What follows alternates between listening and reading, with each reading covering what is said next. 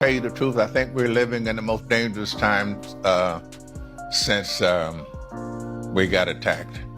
We're in a very bad situation.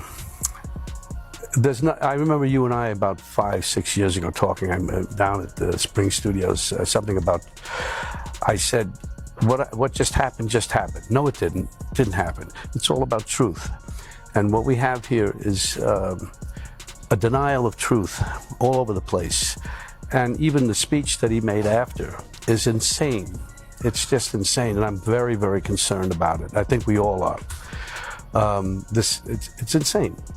So that's why I felt I had to do something, say something about it, to go on record. Powerful voices can shape history, and when two Hollywood legends, Morgan Freeman and Robert De Niro, speak out, people listen. This isn't just about politics, it's about the future of America. Both actors have spent decades bringing powerful stories to life, but this time, they weren't acting, they were furious. And they had a warning: America couldn't afford to ignore. America has faced countless political storms, but the Trump years, that was something else. It wasn't just politics as usual, it was chaos, outrage, and a nation more divided than ever. From fiery speeches to dramatic policy shifts, Donald Trump shook the foundations of American politics. Some saw him as a fearless leader, unafraid to speak his mind. Others believed he was tearing the country apart. And when things get messy, voices rise, especially those with influence. Enter two Hollywood legends, Morgan Freeman and Robert De Niro. These aren't just actors, they're cultural icons. For decades, they've portrayed America's struggles, triumphs, and darkest moments. But this time, they weren't playing a role. They were furious, and they had something to say. Freeman believes the country is facing one of its most dangerous moments. De Niro? He doesn't hold back, calling Trump a gangster running America like a mob boss. These aren't just passing comments. They're loud warnings from two men who've watched history unfold and don't like what they see. And they're not alone. Morgan Freeman isn't one to jump into political debates for attention. When he speaks, people listen because his voice carries wisdom, authority, and truth. And what he's saying about America right now, it's not just an opinion, it's a wake-up call. But what exactly does he mean? And why is De Niro more furious than ever? Stick around, because what they reveal next. Democratic National Convention. Yes. You really want a female president, don't you? I really do. Yeah. Yeah. Well, maybe to a point. But I think, it's time we moved on from old white men running the country. Be a nice change. Now, Speaking of old white men, do you remember the first time you voted, and who was it for? Or is this in the CRS category? Yeah. Yeah. Might just change everything. But Freeman isn't just talking about external threats. He's sounding the alarm on what's happening inside the country. Division, misinformation, and a leader who, in his eyes, was never fit to hold office. And he's not alone. Experts have warned that democracy itself was at risk under Trump. Attacks on the media, a blatant disregard for facts, and an obsession with power made America feel less like the land of the free and more like a ticking time bomb. Freeman has called out policies that, in his view, made America weaker, not stronger. The mishandling of racial tensions, the rise of hate groups feeling emboldened, the chaos surrounding key institutions. He's pointed to all of it, and he hasn't been shy about Trump's erratic leadership, questioning whether he was ever capable of handling a crisis responsibly. In interviews, public appearances, wherever he speaks, Freeman has been clear. History has shown what happens when leaders prioritize ego over the people, and in his eyes, Trump wasn't just making bad decisions, he was pushing the country toward instability. For Freeman, this isn't about politics, it's about the survival of a country he loves. And when someone like him is worried, maybe the rest of America should be too. But if Freeman's criticism is sharp, Robert De Niro's is like a wrecking ball. He doesn't just dislike Trump, he despises him, and he doesn't hold back. De Niro has called Trump a wannabe gangster, a dictator in training, and someone who runs the country like a mob boss. And coming from the guy who's played some of the most iconic gangsters in Hollywood, that comparison hits hard. De Niro sees Trump as a leader who rules through fear, lies, and intimidation. The way he demands loyalty, the way he attacks anyone who questions him. And if you think De Niro is done talking, I think it really started with, I got interested with Bill Clinton. With Bill Clinton, he's the person. And did he personally get you involved, or you just saw him and thought, oh, that's a guy that That's a guy that I think is gonna ride with us a while. And he's the second president I got to meet up close and personal. Who was the first? George Washington? Bush. You're quick.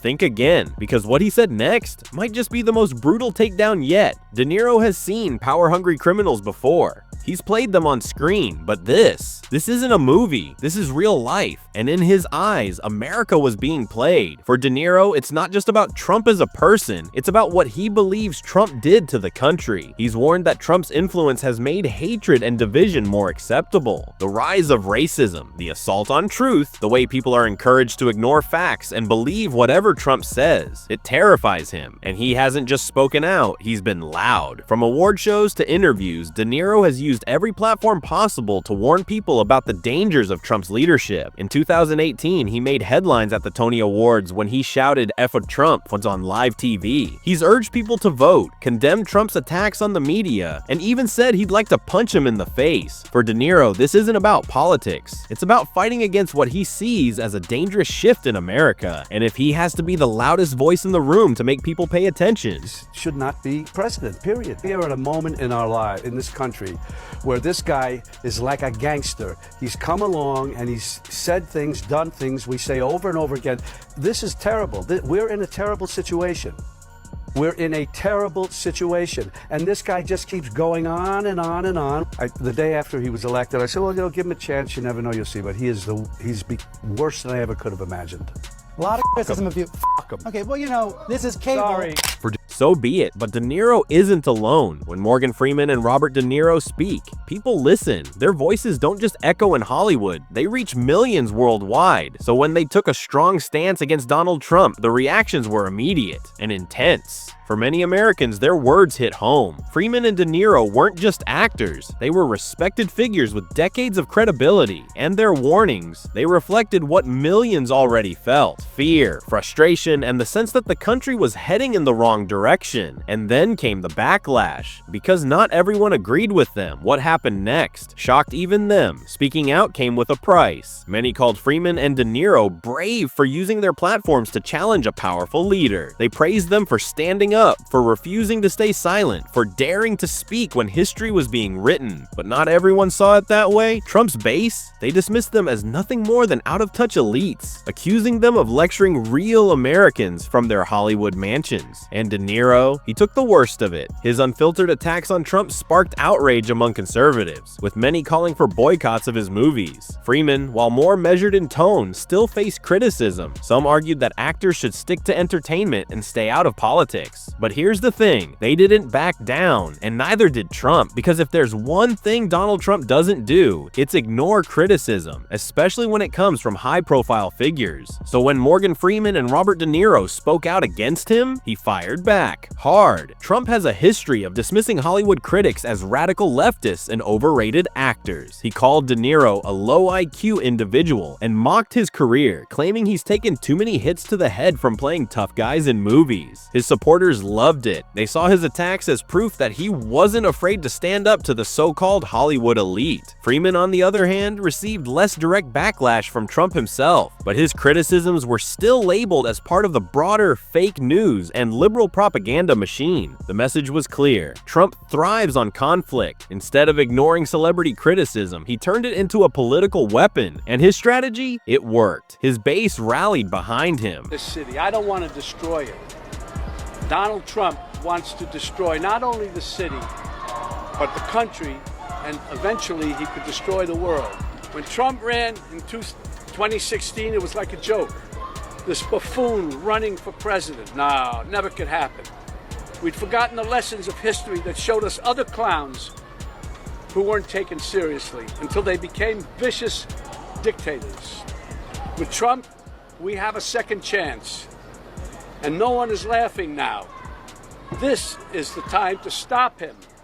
The divide between Hollywood and Trump's America only grew wider, but the real question is, did Freeman and De Niro's warnings come true? Because looking back now, what happened next? No one saw it coming. America was divided. There were those who saw Trump as a truth teller, a leader who spoke his mind, and then there were those who saw him as a dangerous force in American politics. But no matter how hard Trump attacked, Freeman and De Niro never backed down. De Niro continued to hammer Trump publicly, calling him a threat to democracy and using every opportunity to warn Americans about what another Trump presidency could mean. Freeman, while less aggressive, remained vocal. He never stopped warning about the dangers he believed Trump posed to the future of the nation.